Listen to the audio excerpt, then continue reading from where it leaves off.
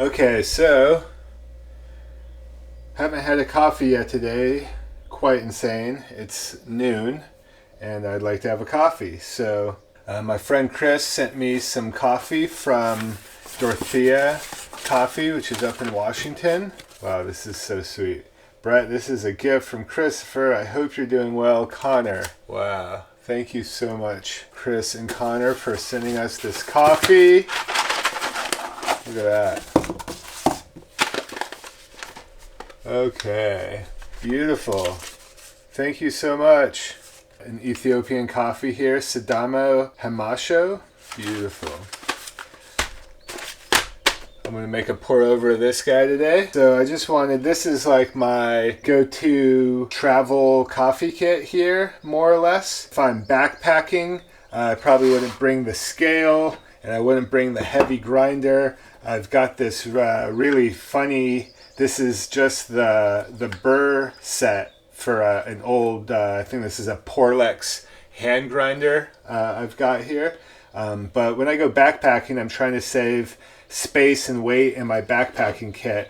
I just bring this little guy and fill the coffee up in here, and then I'll grind it like right into the filter. That way I don't have to bring the housing for the bottom, and there's normally a lid that goes on top. It's kind of ridiculous, but if you've ever hiked over 10, 12 miles at 8, 9, 10,000 feet in elevation with a 40-pound backpack on your back, you'll know exactly why I bring this little buddy instead of this little buddy. This little buddy weighs several pounds, I think, probably 2 pounds. It's a lot of metal here.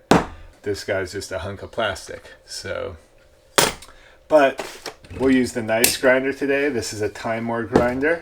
Quite fond of this grinder. It's a beautiful grinder. It grinds really consistently. It's been a pleasure to use. It's just a bit heavy for every purpose I have, which includes backpacking. I don't normally bring a scale with me either in a lot of situations, just because I know that this the chamber up here, hold about enough coffee, we'll say, for a pour over, which should be around 21 grams. I haven't measured this out in a while. We'll measure it right now and we'll see what it looks like. Beautiful. Okay, so these Ethiopian beans are a little smaller than normal, so they'll probably take more to fill up the chamber here.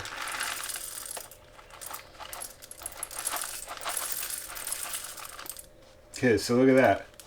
I don't know if you can read this, but it's 21.1 exactly.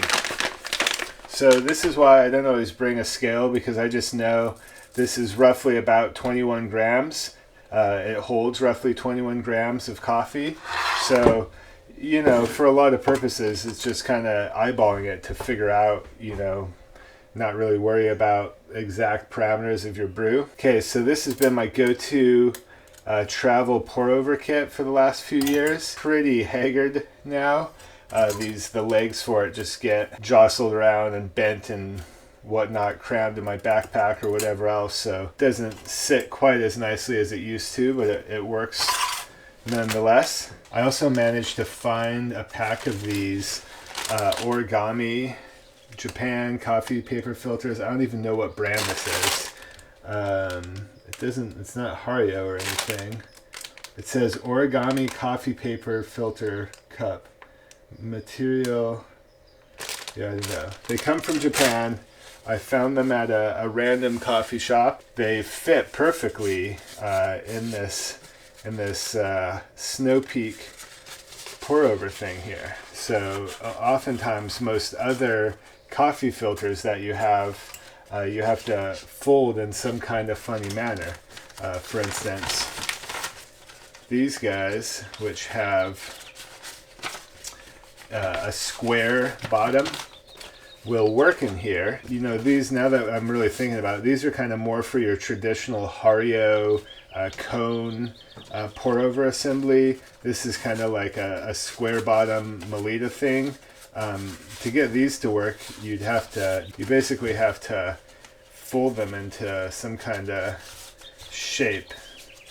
I don't know if this is the best fold job for them. Maybe it's a bit shallow, but you can get them to seat in here pretty well. You can use a variety of filters. You just have to figure out how to fold it into something more akin. Wow, I almost got it pretty spot on there. So as you can see, these come more or less the shape you need. And a lot of other, these are actually number 4 Melita filters, which will work. You just have to fold them. So, okay, there's that. We'll use it in a second. Right now I'm going to grind this coffee. You'll see that this doesn't take very long at all. This grinder is super efficient.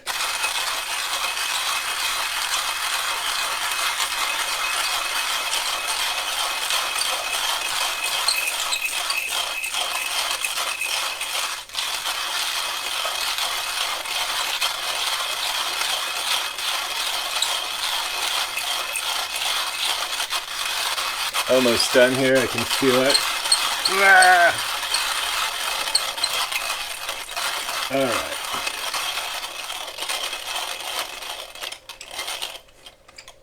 Boom, just like that. How long did that take? Not very long at all. Okay, so get our workstation cleaned up here a bit more.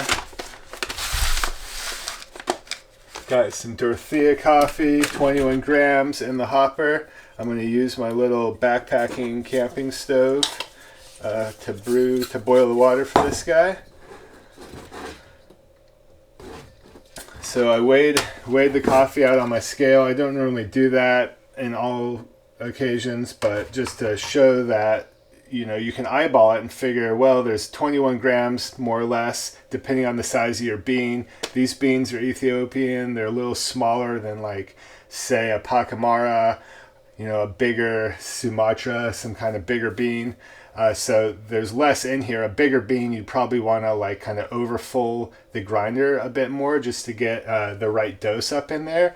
And then I know also from having done this a million times before that I can do about a 350 gram pour over into my camp mug and most other mugs that I'm brewing into. So that's sort of how I figure out my ratio when I'm just kind of eyeballing it and not using the scale. But as you can see, I weighed it out and the scale says that there's 21 grams in here, so it's pretty spot on. So that's that. Let's get this water boiling. How are we going to do this? Holy smokes. See this Snow Peak? I've had this thing for, I think I've had this thing for 6 years now. I'm trying to think. I've made a lot of coffees with it. It's been all over the world with me, and I'm sure you've seen me use it in other videos. It's a little wonky. Okay, here we go. We're gonna set this guy. And I got some water already in my kettle here.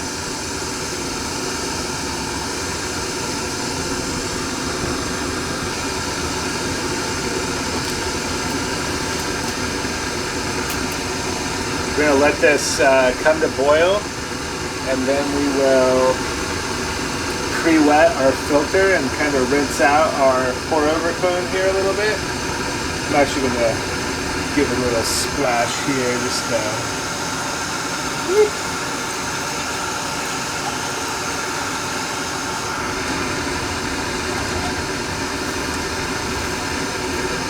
These camping kettles aren't the best pour-over kettle. This is kind of a traditional pour-over kettle with the gooseneck spout. This is more or less what you'd really want to make a perfect pour over for, but I like using these little camp kettles. Harder to control the water, as you see. I spilled some here, but whatever.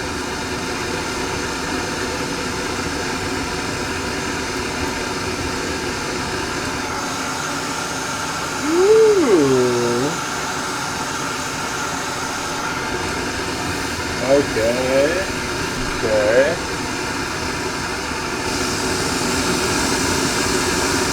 Gonna dump our coffee grounds in there now.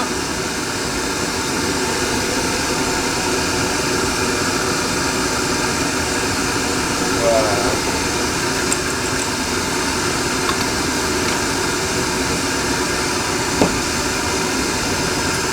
Don't forget forget to dump out your water.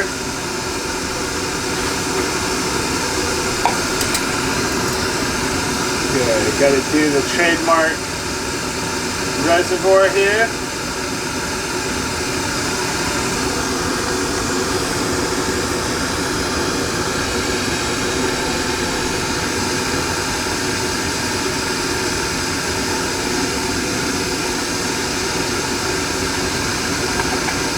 Okay, coming to a boil here.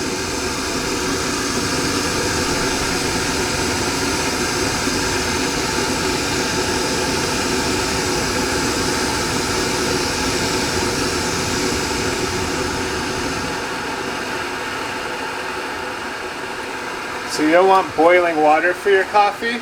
Ideally you'd want it around 200 degrees, 202 maybe. So I know that boiling, this is probably 210 or thereabouts. It's not a full rolling boil, but we got a good boil going on. So as I go to pour it, I'm going to kind of keep it warm on the burner here, but as I do my pour, I'm going to grab a glove because that is hot. Let's see. Happen to have some gloves here.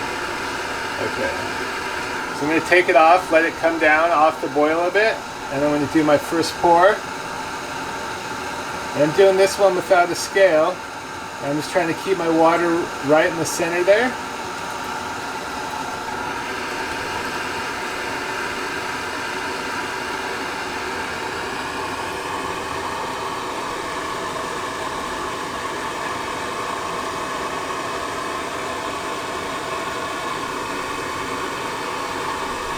Okay. Doing my second pour now. Keeping it right in the center. I maybe should have let it come off the boil a bit. That was a tad hot probably. We'll be okay.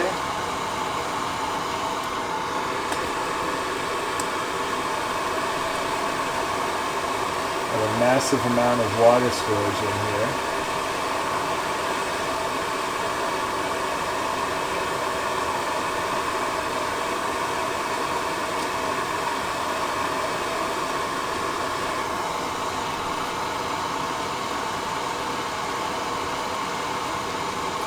Probably should have paused longer on this guy too. So I'm basically just, without a scale, I'm just, presumably doing 50, 60, 70 gram batches of water. I'm letting the water come down in the pour over cone. But before it completely dries out in here, I'm going to grab the kettle and put in a little bit more water.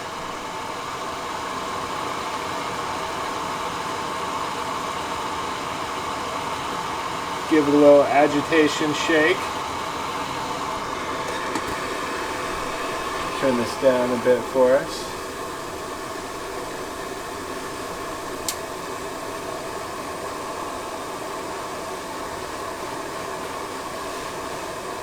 All right.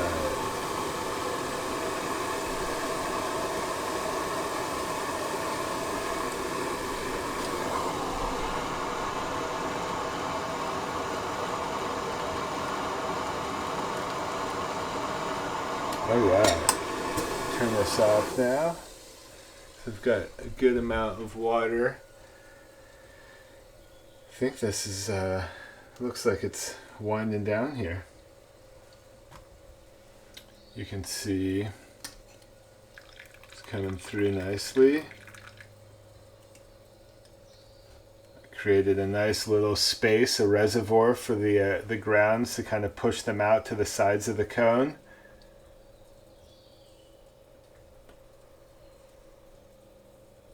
There we go. Pretty simple.